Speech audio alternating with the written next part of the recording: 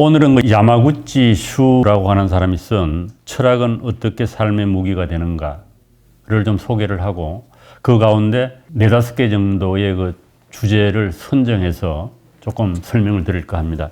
이 책 제목은 상당히 전투적입니다. 우리 삶을 전쟁에 비유를 한 거죠. 그래서 현실적으로 삶이 그렇게 어렵다. 우리 전쟁이 제일 어렵잖아요.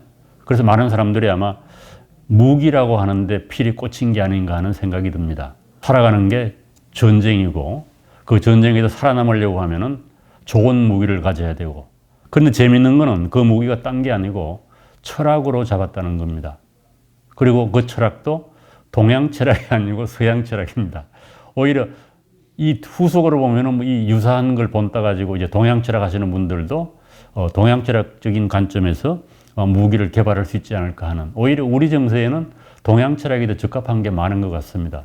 그럼에도 불구하고 이 야마구치 슈는 서양 철학의 대표적인 철학자들 가운데 대단히 선별을 해서 50명을 간추렸습니다. 이 야마구치 슈가 주목한 것은 철학자의 전체 사상이 아니고 개념입니다. 개념.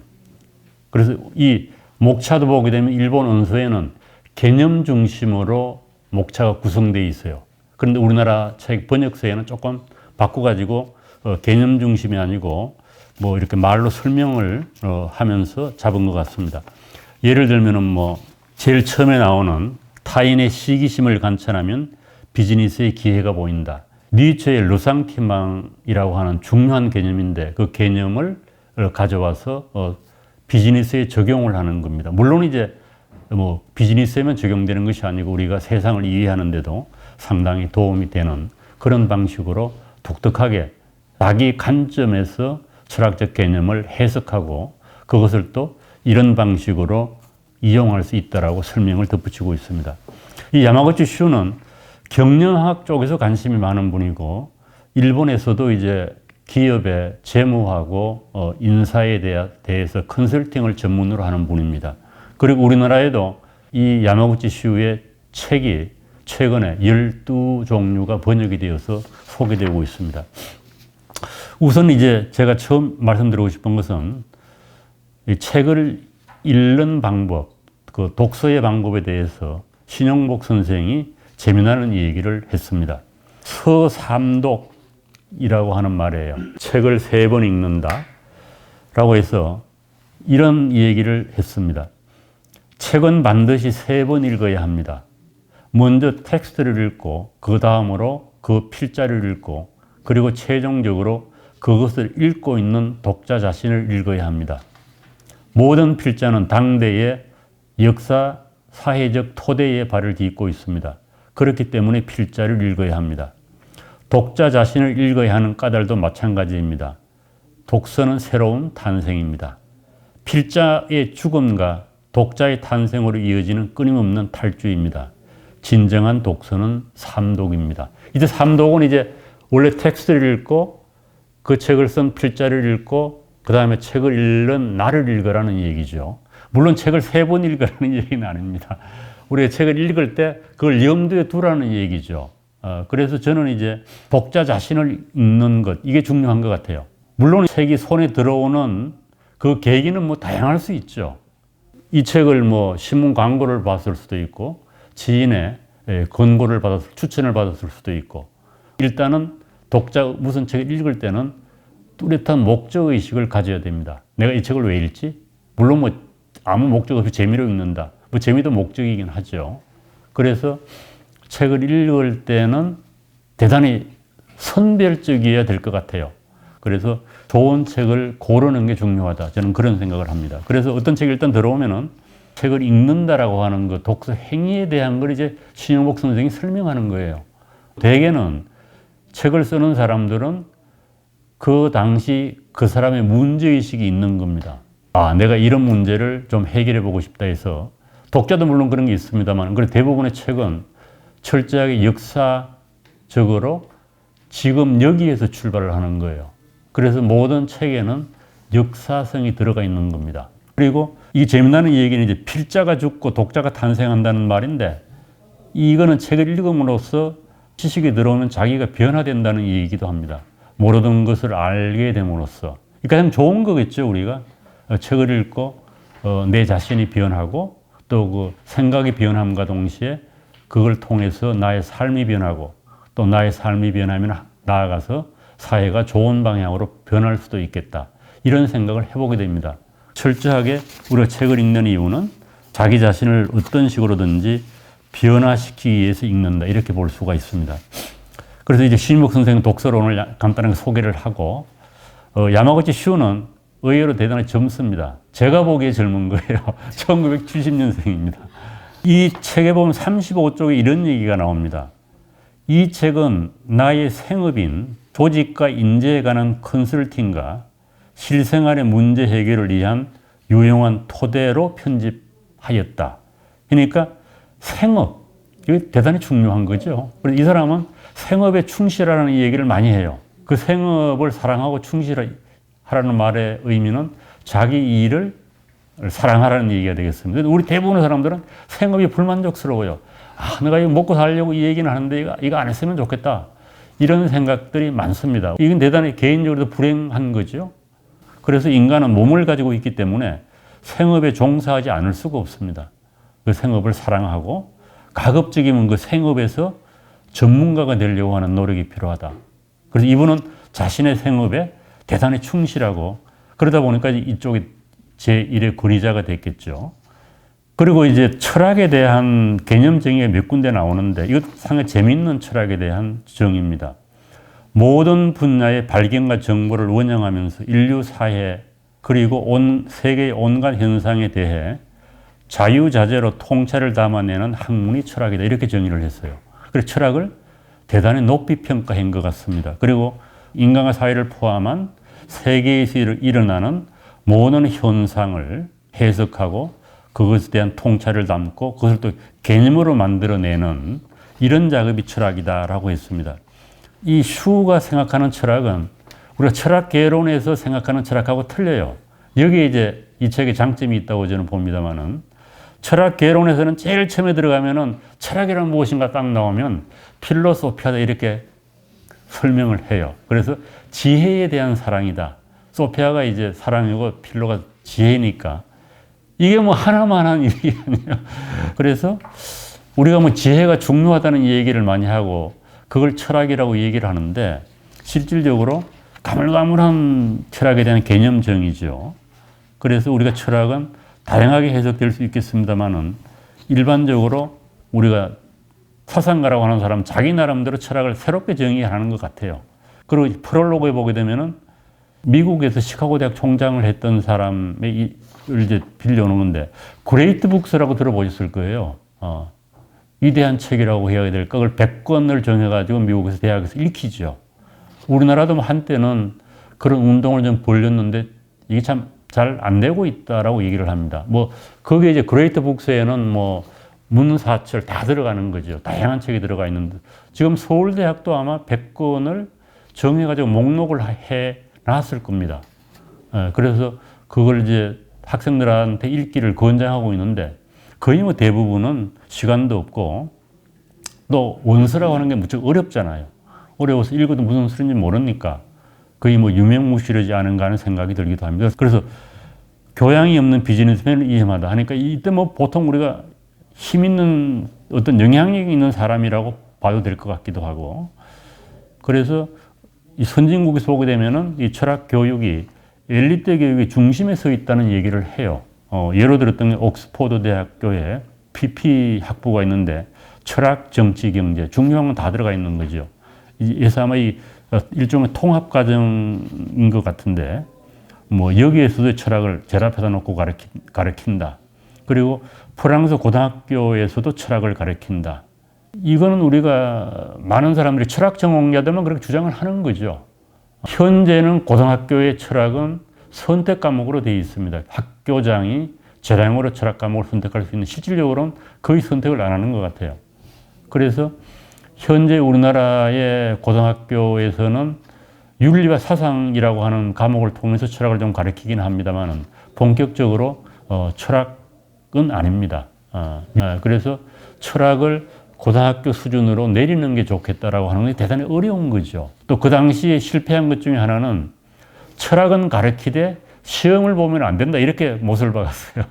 그러니까 애들 공부도 안 하고 또 우리나라에서 고등학교 과정에서는 수학 능력 시험에 들어가지 않으면 아무 효과가 없습니다. 그래서 철학이 결국 실패를 했습니다만은 고등학교에서 이제 철학을 가르치는 나라들이 꽤 있죠. 그 대표적인 나라가 프랑스고 아마 영국도 조금 가르치는 것 같고 미국도 주로 인류 사립고등학교에서 가르치는 것 같아요. 인문교육을 강화하기 위해서. 그리고 아스펜 연구소라고 하는 엘리트 경영자 교육기관이라고 하는 거기서도 플라톤, 아리스토텔레스, 마키아벨리, 홉스, 로크, 루스, 마르크스 등 철학과 사회학의 고전들을 가르친다라고 얘기를 합니다. 그리고 일종의 손자병법이라는 이런 거 비슷한 거겠죠. 기업을 운용하는데 손자병법을 알려고 하면은 철학을 알아야 된다. 이런 이제 이미지가 들어가 있지 않는가 하는 생각이 듭니다. 그래서 이제 야마구치 슈는 50개의 키 컨셉들을 골라서 가장 길게 설명하고 있는 게 10쪽이에요. 10쪽이 이제 악마의 대변인이라고 하는 그건 10쪽이고 대부분은 뭐 5쪽, 6쪽. 어떤 건 짧은 건 3쪽까지 짜여져 있습니다. 또 재밌는 거는 이 번역서에는 소개가 안 돼 있습니다만은 원서를 보게 되면은 제일 뒤에 이제 부록 비슷하게 이제 이 사람이 50개의 개념을 설명을 하면서 50명의 사상가를 소개를 했는데 일본에서 쉽게 구해볼 수 있는 그분 사상가들이 쓴 일본어로 된 책을 소개하고 있어요. 50권으로. 50권 다는 아닌 것 같습니다만은 그 얘기는 이제 이 책을 읽고 난 좀 더 공부해보고 싶다라고 하면 원서로 들어가는 다리를 놔주고 있습니다. 예를 들면은 제일 처음에 나오는 르상띠망이라고 하는 개념은 니체의 계목인데 거기 보게 되면 도덕의 계보라고 하는 이제 일본어의 니체의 번역본을 소개하고 있습니다. 물론 이제 원서에서 르상띠망이 제일 처음에 나오는 개념은 아니에요. 제가 뒤에 목차를 좀 소개를 하려고 합니다만은 그래서 이 목차도 순서를 바꿔놨더라고요. 그래서 대단히 좀 가공을 한 거죠. 일부에서는 몇 개가 순서가 바뀌어 있습니다. 그래도 이제 이 책을 통해서 철학으로 소개하려고 하고 더 깊게 공부를 해야 된다. 이제 이런 의미입니다. 그래서 르상띠망에 관심이 있으면 도덕의 계보를 읽어야죠. 그 다음에 뭐 수사학에 관심이 있으면은 아리스토텔레스의 수사학을 읽어라. 이런 식입니다. 그래서 교양이 없는 전문가야말로 인류 문명의 가장 위험한 존재다. 뭐 이런 얘기를 하고 있어서 여기서 엄밀한 의미의 교양은 우리가 넓은 의미의 철학 교육 뭐 이런 걸 의미하는 인문학 교육을 의미하는 것 같습니다. 그래서 이 비즈니스맨이 이 철학을 무기로 삼을 수 있는 그 뭐 4가지 정도를 설명하고 있습니다. 왜 우리가 철학을 공부해야 되냐? 아니면은 철학을 공부해서 나에게 도움이 되는 게 뭐냐? 이렇게 얘기를 첫 번째 뭔가 하면 상황을 정확하게 통찰한다는 겁니다. 참 쉬운 거 아니죠. 상황을 탁 보고 문제가 뭐지? 이걸 안다는 겁니다. 그리고 실제로 우리는 이제 어떤 문제 해결을 살아가면서 여러 가지 문제에 부딪히게 되는데 이 문제가 뭔가에 대해 핵심을 파악하기가 대단히 어렵습니다. 그리고 세상이 이렇게 복잡하게 돌아가는데 이 복잡하게 돌아가는 거가 뭐냐라고 하는 그것을 캐치하기도 힘들어요. 그러면 잘 캐치하게 되면 성공을 하겠죠. 그래서 우리나라에서 가장 재미있는 현상 중에 하나가 스타벅스라고 하는 커피 회사가 있어요. 그런데 스타벅스는 커피를 많이 팔려고 하는 게 목적이 아니라고 그럽니다. 그런데 입지를 구할 거 아니에요. 그래서 입지를 구해서 땅값이 가장 올라갈 만한 데를 고른다고 그래요. 그래서 우리의 일반적인 생각하고 달리 기업을 하시는 분들은 장기적으로 투자를 생각하는 겁니다. 그래서 돈벌이가 안 될 것 같은데도 뭘 세우는 이유는 시간이 지나놓고 보면은 땅값이 오른다는 거예요. 이 대표적으로 일본 기업이나 한국 기업이 사는 방식입니다. 그래서 요즘 이제 소문에 의하면 스타벅스가 들어가는 데가 요지로 바뀌게 됩니다. 스타벅스가 건물 안에 들어오면 건물값이 뛴다는 거 아니에요. 그 얘기는 스타벅스는 그렇게 입지를 잘 본다는 얘기도 됩니다. 춘천도 보면 그래요. 요지 스타벅스가 들어와 있고 스타벅스를 중심으로 해서 상가가 형성이 되고 이런 현상이 나타나요. 그래서 이건 기업가의 통찰이겠죠. 철학을 공부함으로써 지금 눈앞에 일어나고 있는 일이 뭔가를 파악할 수가 있다. 뭐 이런 얘기를 하고 있습니다.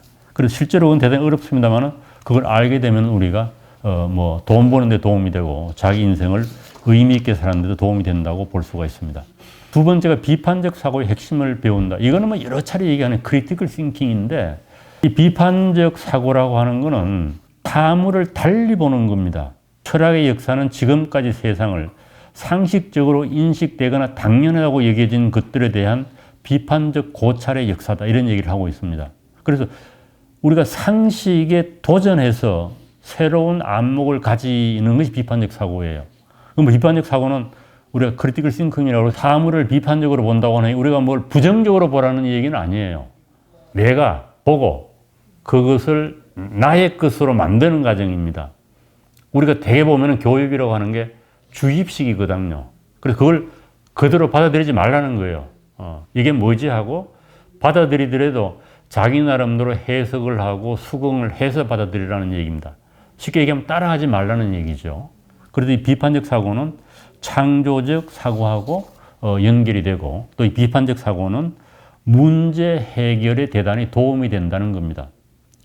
그리고 현대사회에서 혁신이라고 하는 게 대단히 중요한 거지. 이노베이션. 끊임없이 뭘 바꾸라고 얘기하잖아요. 그래서 이게 쉽지 않습니다. 그럼에도 불구하고 이런 혁신이라고 하는 대개가 비판적 사고에서 나온다고 얘기를 합니다.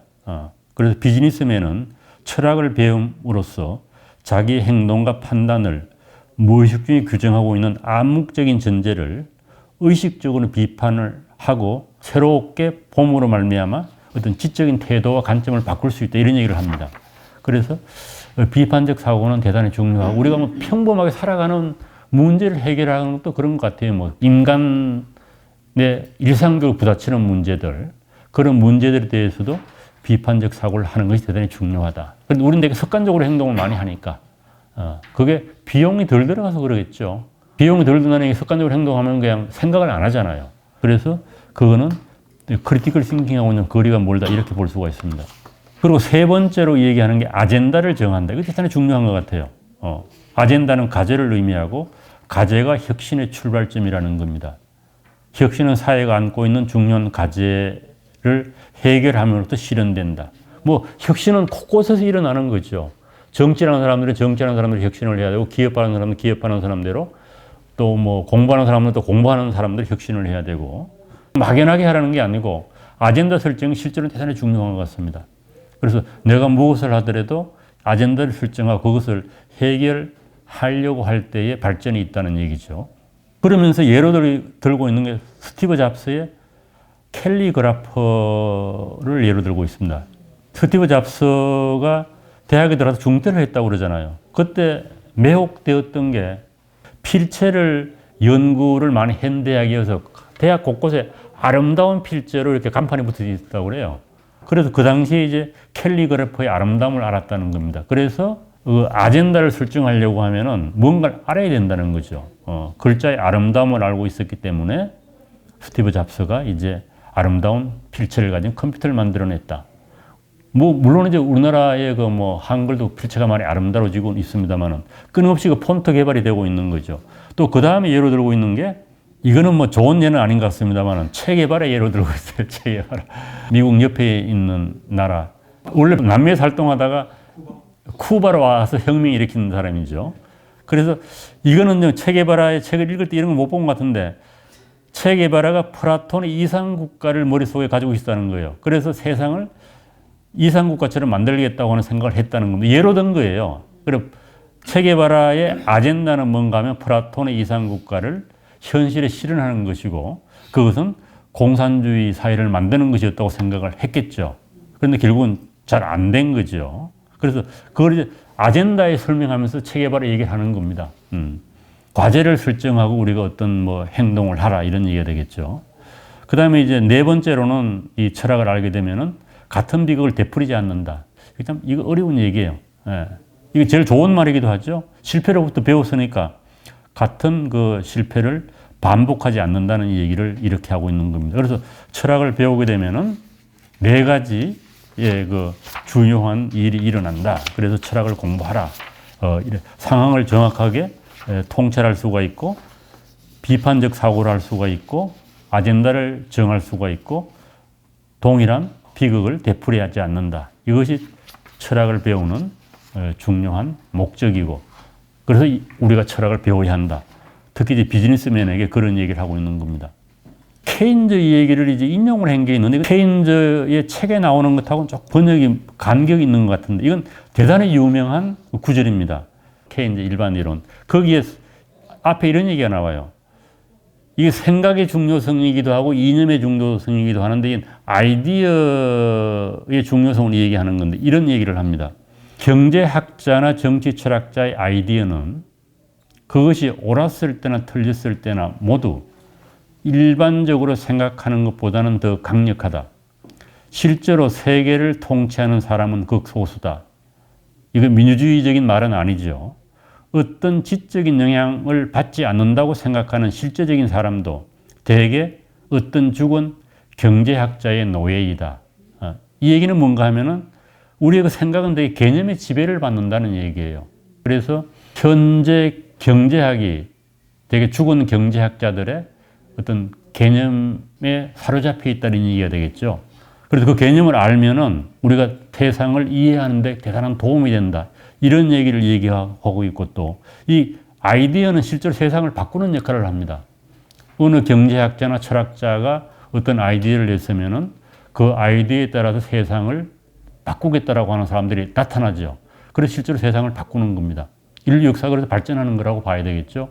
뭐 아담 스미스의 책을 읽고 아담 스미스의 아이디어를 받아들이는 사람은 이 세상을 자유주의적으로 바꿔야 되겠다. 자유주의 경제로 바꿔야 돼. 이런 생각을 할 것이고, 마르크스의 영향을 받은 사람은 공산주의 사회를 만들어야 되겠다. 뭐 이런 생각을 하지 않겠어요? 뭐 로크의 영향을 받은 사람은 민주주의 사회를 만들어야 되겠다. 그래서 결국은 현실이라고 하는 것은 아이디어의 싸움이라고 볼 수가 있습니다. 그래서 이 책도 이제 50개의 아이디어를 가지고 와서 현실을 살아가는데 도움을 좀 받아보자. 뭐 이런 생각으로 야마구치 슈가 책을 쓴 것 같습니다. 철학을 너무 과대평가를 한 것 같기도 하고, 또 그럴듯하기도 하고, 그런데 이 책을 읽고 개념적 무기를 가지게 되면은 세상을 좀 더 잘 살 수 있고 자기가 원하는 방식으로 살아갈 수 있겠다라고 하는 실제적인 지침을 주는지 한상을 주는지는 알 수가 없습니다. 일단 읽어보고 자기가 변했으면은 야마구치 슈의 말이 맞은 거고, 아니다 하면 야마구치 슈가 사기를 친 거 되겠죠.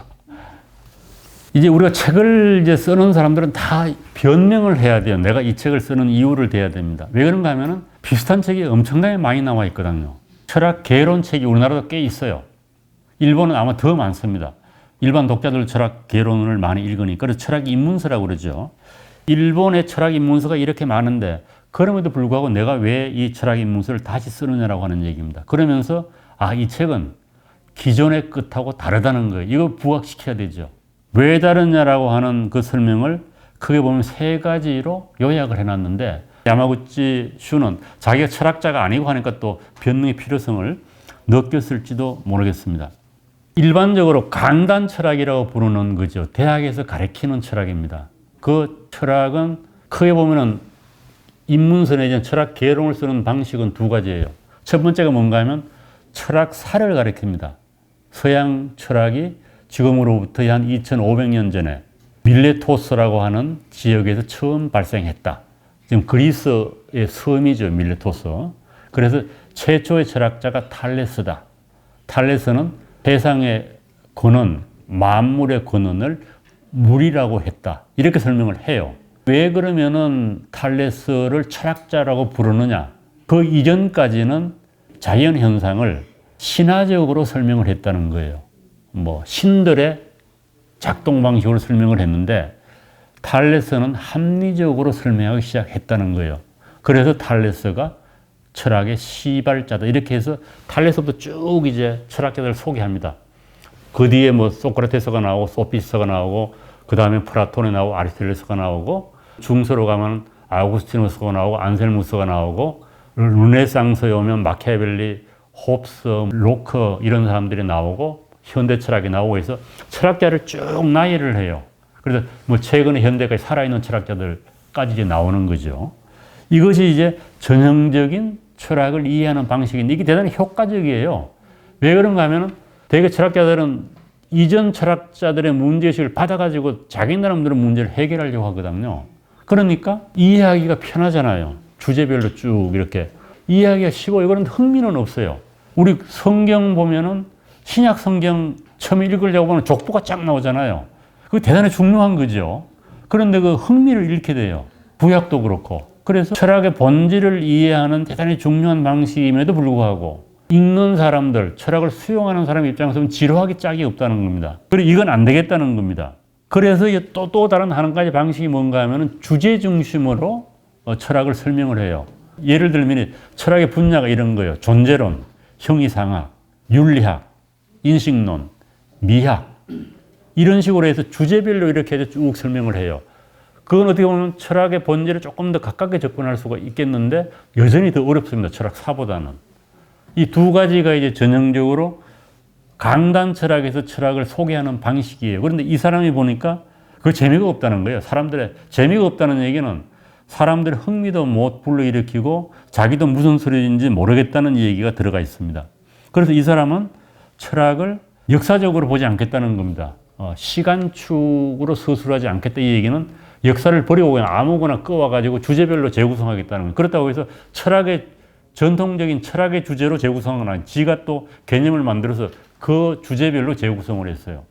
그것이 이제 주제가 뭔가 하면 처음에 나오는 사람이 뭐냐, 사람, 그 다음에 조직, 그 다음에 사회, 그 다음에 사고 이렇게 해서 네 가지 카테고리를 자기가 만들었습니다.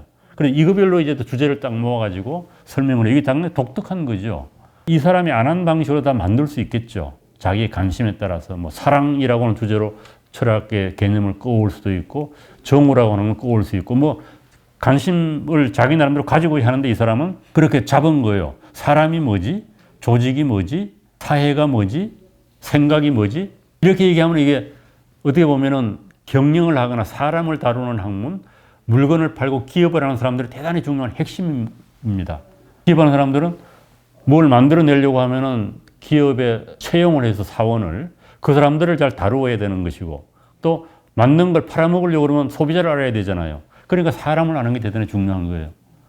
그래서 이분이 이제 그런 생각을 가지고 있으니까 주제를 정했다고 볼 수가 있습니다. 그래서 첫 번째 특징이 서양 철학의 역사를 시간대별로 구성하지 않고 사람, 조직, 사회, 사고, 생각 이 네 주제로 만들어 가지고 자기가 그냥 뭐 관심 가는 대로 한 거죠. 뭐 똑같이 하지도 않고. 그리고 대단히 특징적입니다. 그리고 두 번째로 얘기하는 게 현실적인 필요에 의해서 하겠다. 이거 현실적인 쓸모예요. 이게 대단히 중요한 이게 도구죠, 도구. 이 사람은 원래 이제 유용성을 따지는 분이니까 철학은 무기고 도구라는 겁니다. 그래서 실제 살아가는데 이게 좀 도움이 돼야 되겠다. 자기가 이제 컨설팅을 하면서 쓸모 있다고 생각되는 개념들을 가져왔다는 거고, 그 다음에 꼭 철학이라고 부를 수 없는 영역에 그런 개념들도 여러 개 들어가 있습니다. 심리학이라든지 사회학이라든지 철학자들이 중요하게 생각하지 않았던 그런 개념도 상당히 많이 들어가 있습니다. 그래서 이런 방식으로 이제 철학 개론을 자기가 철학 입문서를 쓴 게 이 책이라는 겁니다. 참 이 기존의 철학 입문서를 아주 한마디로 그냥 정의를 내렸는데 험하기만 하고 경치는 별 볼 일이 없는 산이다. 기존의 일본에 나와 있는. 그럼 이거 좀 자기 이걸 바꾸고 얘기하면 어떻게 될까요?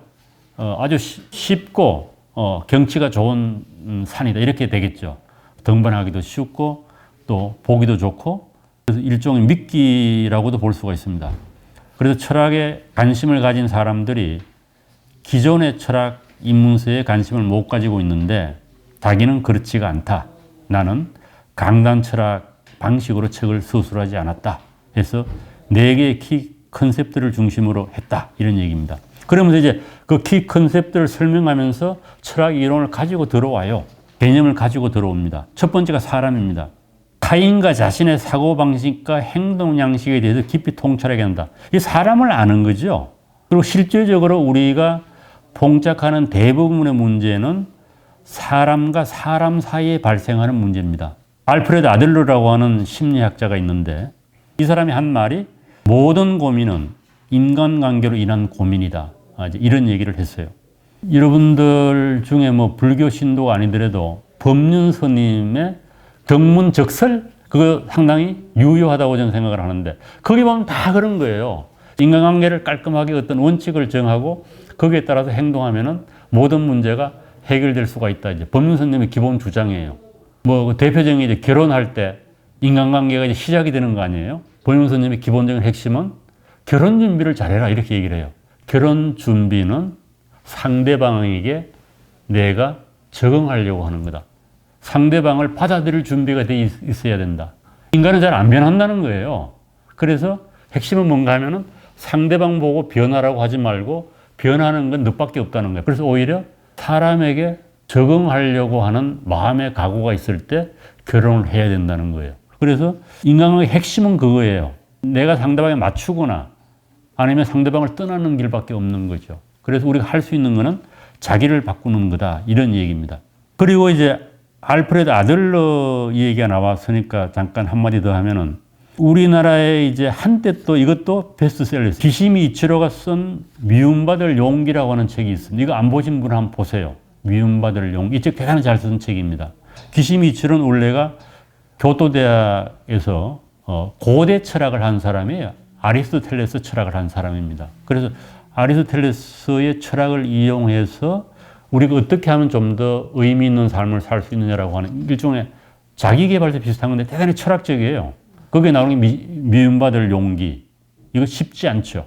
미움받을 용기를 가지고 살아가라. 뭐 이런 얘기입니다만은. 여전히 거기도 이제 보게 되면 인간관계에서 어떻게 하면 현명하게 대처할 수 있을까라는 얘기를 하고 있습니다. 그래서 실제로 이제 인간이 무엇인가에 대한 설명은 그동안 철학이 독점했다고 볼 수 있습니다. 형이상학적인 얘기죠.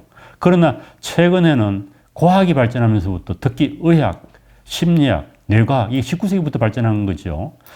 여기 발전하기 시작하면서부터 인간이란 무엇인가에 대한 대답을 주로 뇌 연구를 통해서 얘기를 하고 있어요. 뇌 연구를. 결국은 정신작용이라고 하는 게 뇌에다 작용이라는 것입니다. 그럼에도 불구하고 철학자들은 날카롭게 인간의 행동을 설명을 했다는 겁니다. 그리고 가장 중요한 것은 왜 사람들이 저렇게 행동을 할까? 라고 하는 것을 이론적으로 설명한 거죠. 상상력을 동원해서. 그러나 현대 과학이 발전하면서부터는 심리학이라든지 뇌과학으로 인간 행동을 많이 설명을 합니다. 그래서 요즘은 약물 치료를 많이 하잖아요. 이게 인간의 생각이라고 하는 게 상당 부분은 호르몬 작용이라는 겁니다. 그래서 의학적으로 다 해가지고 우울한 사람에는 그 기분 좋게 하는 그 호르몬 작용을 활성화하는 약을 넣는 거죠. 정신 현상을 물질 현상으로 보는 거예요. 의학이 이제 인간의 정신을 과학적으로 구명을 하고 앞으로는 또 상당히 이제 어떻게 보면은 좋은 방향으로 인간 정신을 활용할 수 있도록 의학이 역할을 할지도 모릅니다. 그게 사람이라고 하는 거고 두 번째가 이제 조직입니다. 조직. 이건 뭐 전 이제 세 번째 사회하고 잘 이제 구분이 잘 안 되는 측면도 있습니다만은 조직이라고 하는 것은 집단에 속한 인간이 보이는 행동을 이해하는 데 도움이 된다는 거예요. 그러니까 우리가 조직원이라고 하는 표현을 쓰잖아요. 그런데 어떤 개인이 조직에 들어가서 조직원이 되게 되면은 그 사람의 행동 방식이 바뀐다는 겁니다. 조직이 일원으로 행동을 하니까. 그래서 이 조직을 설명하는 방식은 크게 두 가지가 있어요. 전통적으로 뭔가 하면은 개인의 행동을 설명해서 조직을 설명하려고 하는 방식. 이걸 우리가 사회과학적으로는 방법론적 개인주의라고 불러요. 그런데 그 반대되는 거는 조직을 구성하는 개인들의 행동으로는 조직이 설명 안 된다는 거예요. 조직이 어떤 고유한 특성을 가지고 있다는 겁니다. 방법론적 전체론입니다. 그래서 개개인의 사고방식이나 행동을 통해서 조직을 이해하고 예측하는 것이 가능하지 않다는 입장이에요. 그렇게 되려고 하면은 조직은 일단 구성되면 그 나름의 어떤 특성을 가지기 때문에 그것을 이해해야 된다는 겁니다. 그래서 뭐 거기 예로 든 게 존 스튜어트 밀의 악마의 대변이라고 하는, 그러니까 조직의 특성은 한쪽으로 쏠린다는 거죠. 이 악마의 대변이라고 하는 거는. 어떤 사람이 한마디 하면 그걸로 와 가버리고 해서 의사결정을 할 때에 조직의 분위기에 따라서 의사결정이 되기 때문에 위험하다는 거예요. 그렇게 쏠려가면은. 그래서 악마의 대변인을 만들어서 그런 결정이 가질 수 있는 문제점을 미리 포착하자는 겁니다. 이 조직의 특성이에요. 이게 참 어려운 얘기죠. 특히 우리나라 같은 경우에 이게 심한데 가장 높은 사람이 이 얘기하면 그걸 반박을 못 하게 되고 또 다수가 이쪽으로 쏠리게 되면 모든 사람이 그걸 따라가 버려요. 그래서 올바른 의사결정이 안 돼가지고 폐해가 많다 이런 얘기입니다. 그리고 잘못된 정책은 대부분 조직의 속성에서 나온다는 겁니다. 동질적인 사람들. 그래서 가장 위험한 게 뭔가 하면 통치자와 철학을 공유한 사람들만이 장관이 되고 관리자가 된다. 이런 말 한때 많이 유행했잖아요. 철학을 공유한다. 대통령하고 철학을 공유. 이게 위험하다는 거예요. 지금은 그런 말 쑥 들어간 것 같아요. 철학을 공유한다는 얘기는 똑같은 생각을 가졌다는 거예요. 사회가 이런 방식으로 바뀌어야 된다라고 똑같은 생각을 가져가지고 아무도 시비 안 하는 거예요. 그래서 그걸 정책을 만들어 실행을 하게 되면은 예상하지 못했던 많은 문제가 나온다는 얘기입니다. 그래서 조직을 구성할 때에 다원적으로 하라. 다양한 사람들을 넣어라. 반대 의견을 가진 사람을 넣어라. 그런 거는 일종의 조직의 특성을 보고 하는 얘기가 아닌가 합니다. 물론 조직에 들어가가지고 딴지만 보고 이러면 곤란하겠죠. 우리나라는 또 그런 게 많아요. 자기 이 얘기대로 했다가 안 되면 뛰쳐나가는 거예요. 이걸 탈주라고 얘기를 하는데 뛰쳐나가서 또 막 비판하고 이건 조직에 대한 기본적인 충성심이 없는 거죠. 자기 얘기를 해가지고 안 됐으면 일단은 의견을 이해하고 안 되면 조직에 또 충성을 해야 되지 않겠어요? 그래서 상당히 이거 중요한 지적을 하고 있는 겁니다. 그 다음에 사회는 조금, 조직은 좀 더 좁은 개념, 뭐 회사라든지 조금 좁은 조직을 단체를 얘기하는 것 같고 집단. 사회는 좀 더 큰 거를 얘기하는 것 같습니다.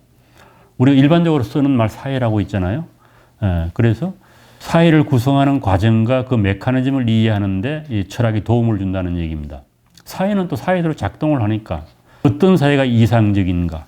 사회 철학적 관점에서는 유토피아를 만드는 거죠. 이상 사회를 추구해요.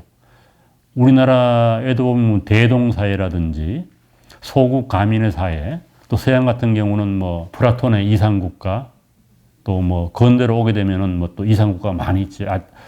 뭐 과학적 이상국가 이런 것도 나오고 해서. 그래서 결국은 이제 나치즘, 스탈리니즘, 문화대혁명, 폴포터 이게 성격이 똑같다는 거예요. 이상사회를 추구했다는 겁니다. 생각이 다른 사람은 다 없애버리는 거예요. 가장 기본적인 생각은 그런 거죠. 문화대혁명 중국이 이게 모태동 시대에 거친 건데 이거 뭐 그걸 배경으로 한 소설 같은 것도 지금 많이 나오고 있지 않습니까? 대학 교수를 대학에 다 쫓아내고 지식인들 다 하방시키고 말 안 듣는 사람들은 죽여버리고 뭐 엄청나게 많은 사람이 죽었다고 그러잖아요. 폴포트도 그러잖아요. 킬링필더. 다 죽었다는 거 아니에요? 여기 손에 굳음살이 없는 사람은 다 죽었다고 그러는데. 이런 것들이 일종의 이상사회를 추구해서 나온다는 얘기입니다.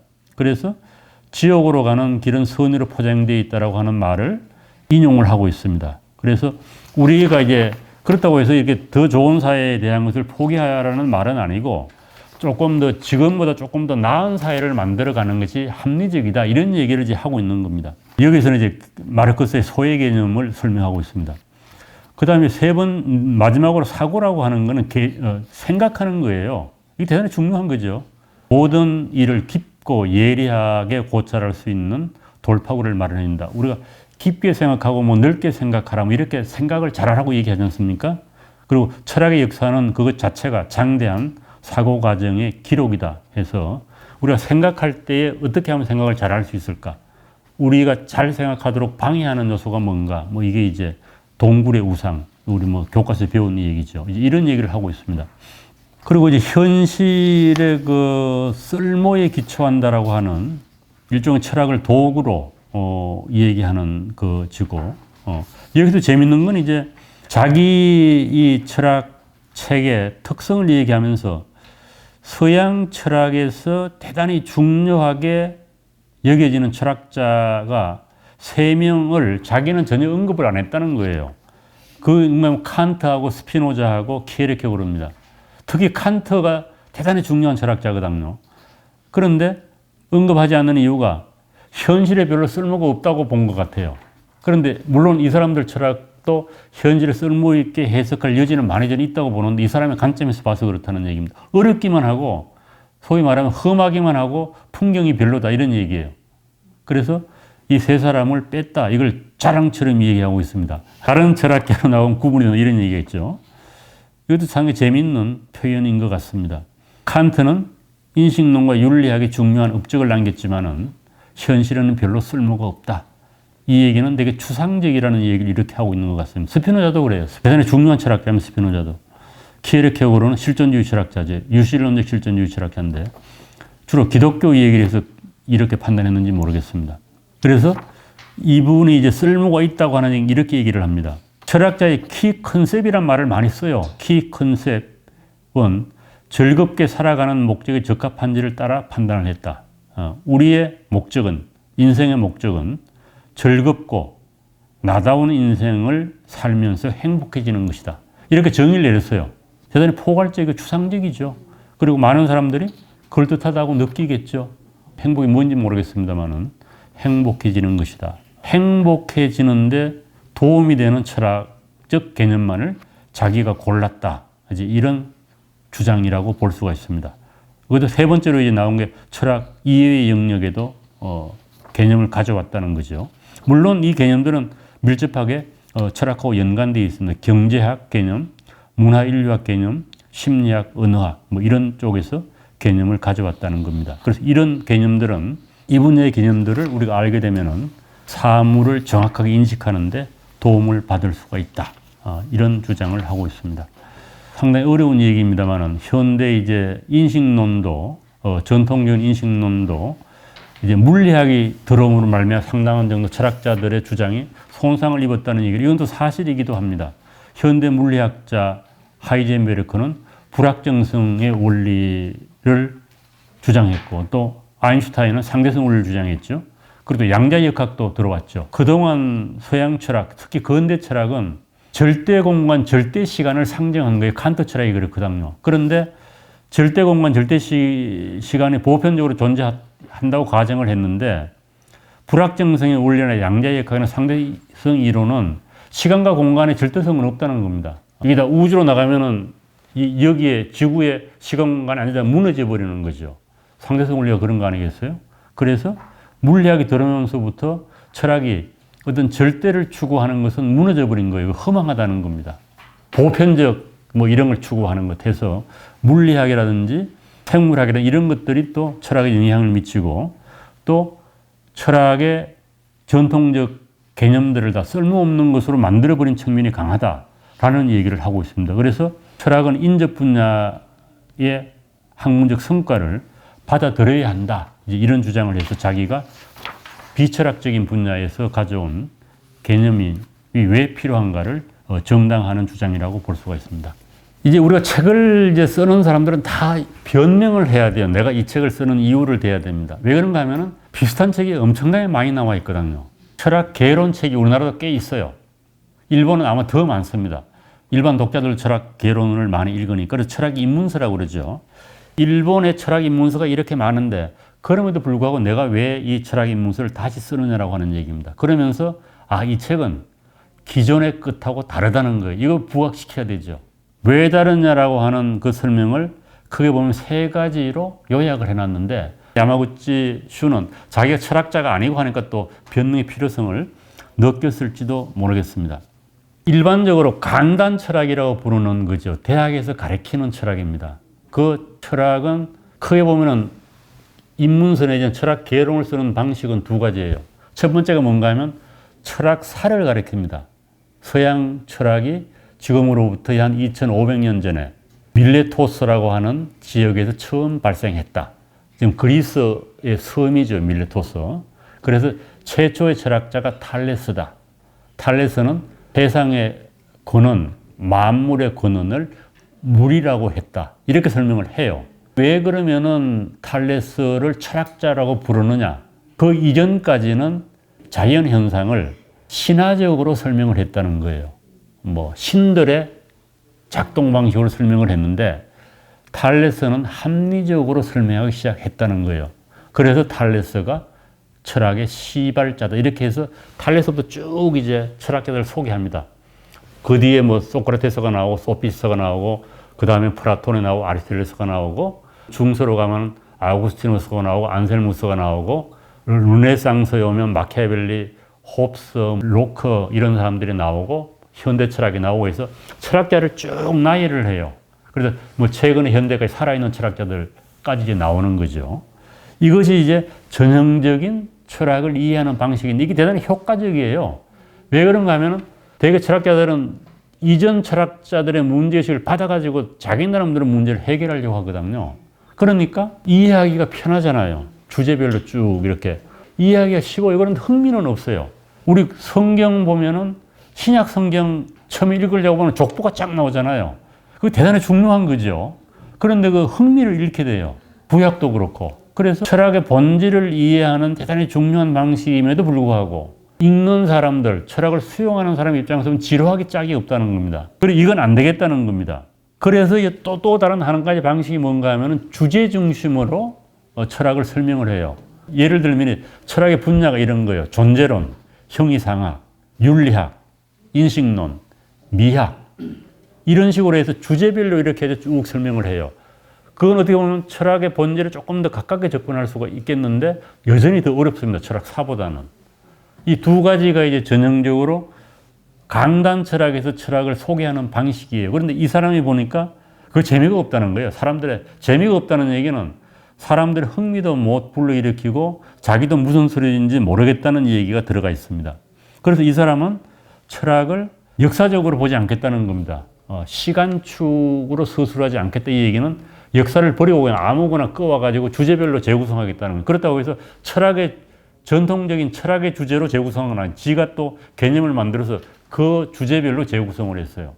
그것이 이제 주제가 뭔가 하면 처음에 나오는 사람이 뭐냐, 사람, 그 다음에 조직, 그 다음에 사회, 그 다음에 사고 이렇게 해서 네 가지 카테고리를 자기가 만들었습니다. 그래서 이거별로 이제 또 주제를 딱 모아가지고 설명을 해요. 이게 당연히 독특한 거죠. 이 사람이 안 한 방식으로 다 만들 수 있겠죠. 자기의 관심에 따라서 뭐 사랑이라고 하는 주제로 철학의 개념을 꺼올 수도 있고 정오라고 하는 걸 꺼올 수 있고 뭐 관심을 자기 나름대로 가지고 하는데 이 사람은 그렇게 잡은 거예요. 사람이 뭐지? 조직이 뭐지? 사회가 뭐지? 생각이 뭐지? 이렇게 얘기하면 이게 어떻게 보면은 경영을 하거나 사람을 다루는 학문, 물건을 팔고 기업을 하는 사람들이 대단히 중요한 핵심입니다. 기업하는 사람들은 뭘 만들어내려고 하면은 기업에 채용을 해서 사원을 그 사람들을 잘 다루어야 되는 것이고 또 맞는 걸 팔아먹으려고 그러면 소비자를 알아야 되잖아요. 그러니까 사람을 아는 게 대단히 중요한 거예요. 그래서 이분이 이제 그런 생각을 가지고 있으니까 주제를 정했다고 볼 수가 있습니다. 그래서 첫 번째 특징이 서양 철학의 역사를 시간대별로 구성하지 않고 사람, 조직, 사회, 사고, 생각 이 네 주제로 만들어 가지고 자기가 그냥 뭐 관심 가는 대로 한 거죠. 뭐 똑같이 하지도 않고. 그리고 대단히 특징적입니다. 그리고 두 번째로 얘기하는 게 현실적인 필요에 의해서 하겠다. 이거 현실적인 쓸모예요. 이게 대단히 중요한 이게 도구죠, 도구. 이 사람은 원래 이제 유용성을 따지는 분이니까 철학은 무기고 도구라는 겁니다. 그래서 실제 살아가는데 이게 좀 도움이 돼야 되겠다. 자기가 이제 컨설팅을 하면서 쓸모 있다고 생각되는 개념들을 가져왔다는 거고, 그 다음에 꼭 철학이라고 부를 수 없는 영역에 그런 개념들도 여러 개 들어가 있습니다. 심리학이라든지 사회학이라든지 철학자들이 중요하게 생각하지 않았던 그런 개념도 상당히 많이 들어가 있습니다. 그래서 이런 방식으로 이제 철학 개론을 자기가 철학 입문서를 쓴 게 이 책이라는 겁니다. 참 이 기존의 철학 입문서를 아주 한마디로 그냥 정의를 내렸는데 험하기만 하고 경치는 별 볼 일이 없는 산이다. 기존의 일본에 나와 있는. 그럼 이거 좀 자기 이걸 바꾸고 얘기하면 어떻게 될까요? 아주 쉽고 경치가 좋은 산이다. 이렇게 되겠죠. 등반하기도 쉽고 또 보기도 좋고 그래서 일종의 미끼라고도 볼 수가 있습니다. 그래서 철학에 관심을 가진 사람들이 기존의 철학 입문서에 관심을 못 가지고 있는데 자기는 그렇지가 않다. 나는 강단 철학 방식으로 책을 서술하지 않았다. 해서 네 개의 키 컨셉들을 중심으로 했다. 이런 얘기입니다. 그러면서 이제 그 키 컨셉들을 설명하면서 철학 이론을 가지고 들어와요. 개념을 가지고 들어옵니다. 첫 번째가 사람입니다. 타인과 자신의 사고방식과 행동 양식에 대해서 깊이 통찰하게 한다. 이 사람을 아는 거죠. 그리고 실질적으로 우리가 봉착하는 대부분의 문제는 사람과 사람 사이에 발생하는 문제입니다. 알프레드 아들러라고 하는 심리학자가 있는데 이 사람이 한 말이 모든 고민은 인간관계로 인한 고민이다. 이제 이런 얘기를 했어요. 여러분들 중에 뭐 불교 신도가 아니더라도 법륜 스님의 경문적설 그거 상당히 유효하다고 저는 생각을 하는데 거기 보면 다 그런 거예요. 인간관계를 깔끔하게 어떤 원칙을 정하고 거기에 따라서 행동하면은 모든 문제가 해결될 수가 있다. 이제 법륜 스님의 기본 주장이에요.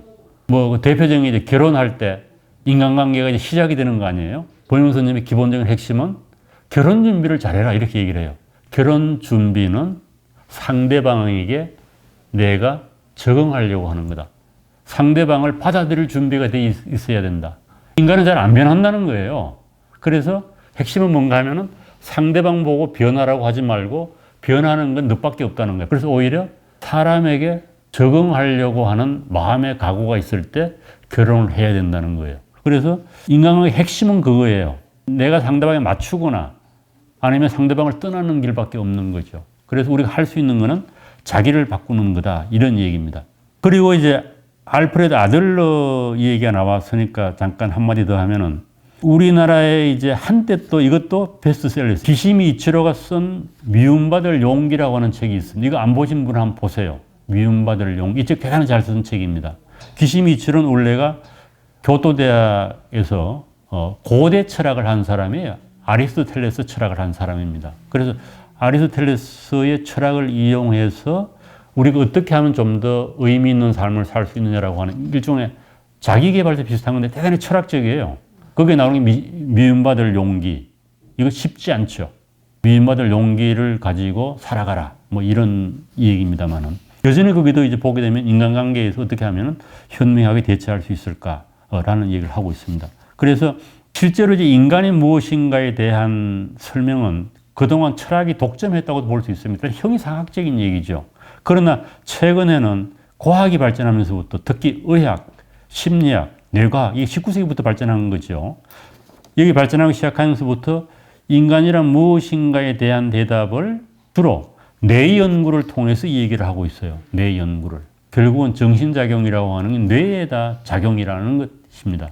그럼에도 불구하고 철학자들은 날카롭게 인간의 행동을 설명을 했다는 겁니다. 그리고 가장 중요한 것은 왜 사람들이 저렇게 행동을 할까? 라고 하는 것을 이론적으로 설명한 거죠. 상상력을 동원해서. 그러나 현대 과학이 발전하면서부터는 심리학이라든지 뇌과학으로 인간 행동을 많이 설명을 합니다. 그래서 요즘은 약물 치료를 많이 하잖아요. 이게 인간의 생각이라고 하는 게 상당 부분은 호르몬 작용이라는 겁니다. 그래서 의학적으로 다 해가지고 우울한 사람에는 그 기분 좋게 하는 그 호르몬 작용을 활성화하는 약을 넣는 거죠. 정신 현상을 물질 현상으로 보는 거예요. 의학이 이제 인간의 정신을 과학적으로 구명을 하고 앞으로는 또 상당히 이제 어떻게 보면은 좋은 방향으로 인간 정신을 활용할 수 있도록 의학이 역할을 할지도 모릅니다. 그게 사람이라고 하는 거고 두 번째가 이제 조직입니다. 조직. 이건 뭐 전 이제 세 번째 사회하고 이제 구분이 잘 안 되는 측면도 있습니다만은 조직이라고 하는 것은 집단에 속한 인간이 보이는 행동을 이해하는 데 도움이 된다는 거예요. 그러니까 우리가 조직원이라고 하는 표현을 쓰잖아요. 그런데 어떤 개인이 조직에 들어가서 조직원이 되게 되면은 그 사람의 행동 방식이 바뀐다는 겁니다.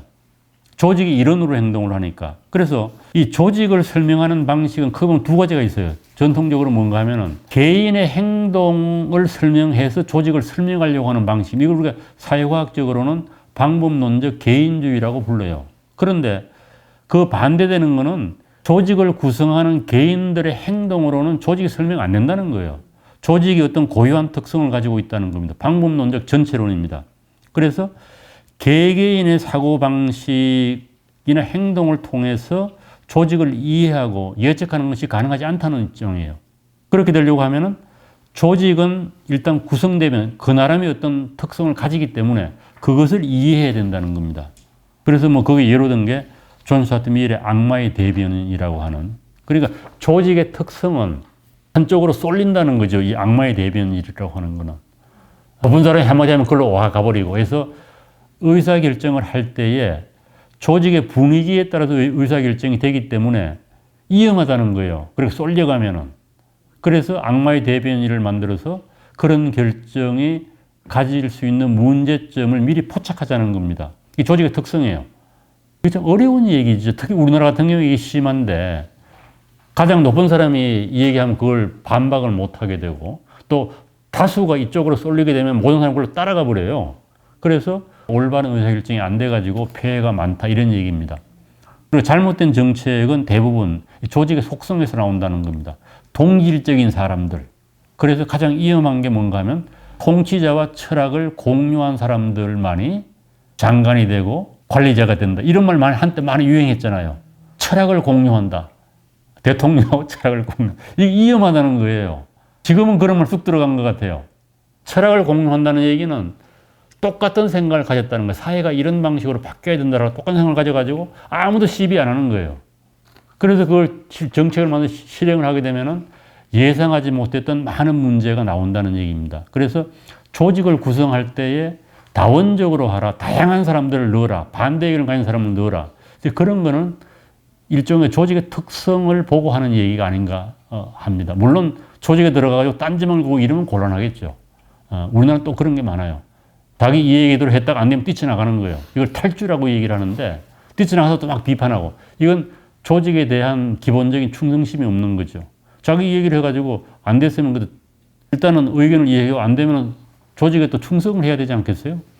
그래서 상당히 이거 중요한 지적을 하고 있는 겁니다.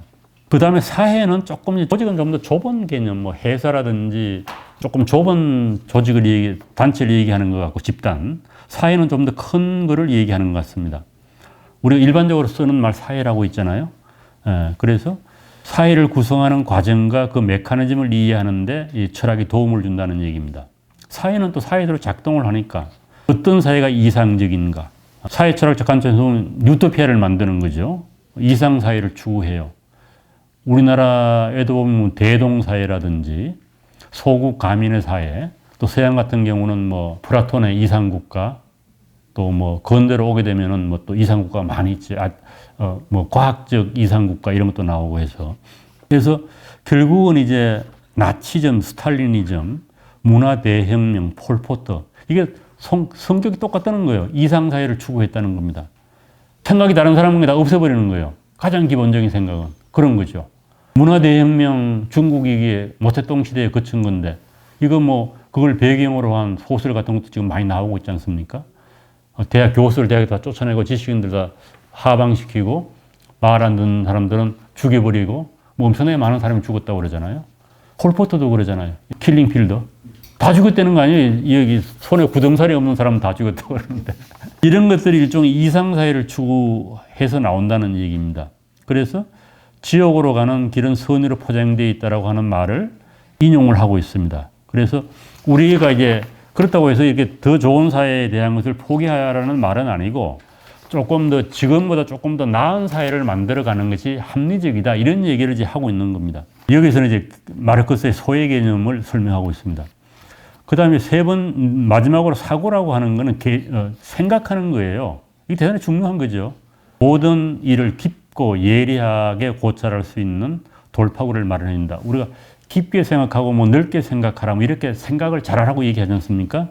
그리고 철학의 역사는 그것 자체가 장대한 사고 과정의 기록이다 해서 우리가 생각할 때에 어떻게 하면 생각을 잘할 수 있을까?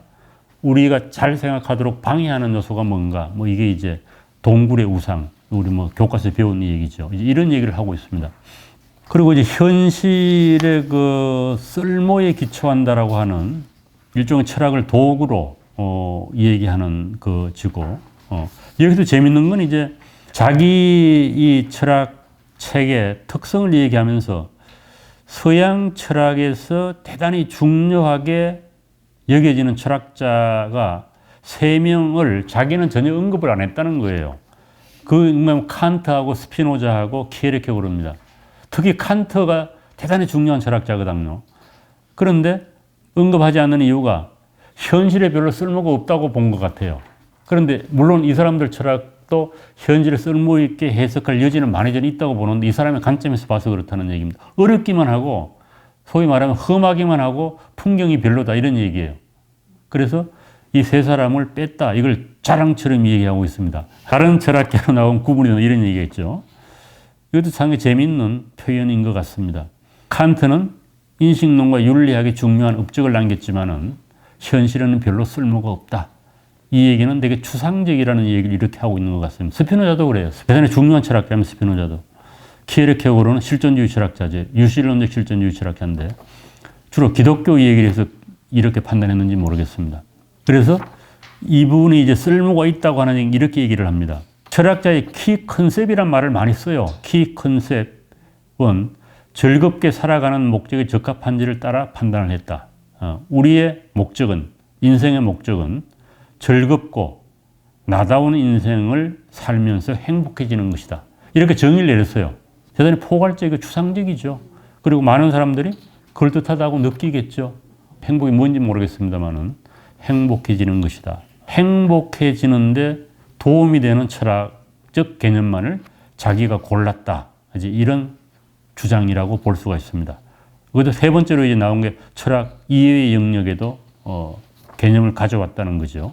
물론 이 개념들은 밀접하게 철학하고 연관되어 있습니다. 경제학 개념, 문화인류학 개념, 심리학, 언어학 뭐 이런 쪽에서 개념을 가져왔다는 겁니다. 그래서 이런 개념들은 이 분야의 개념들을 우리가 알게 되면은 사물을 정확하게 인식하는데 도움을 받을 수가 있다.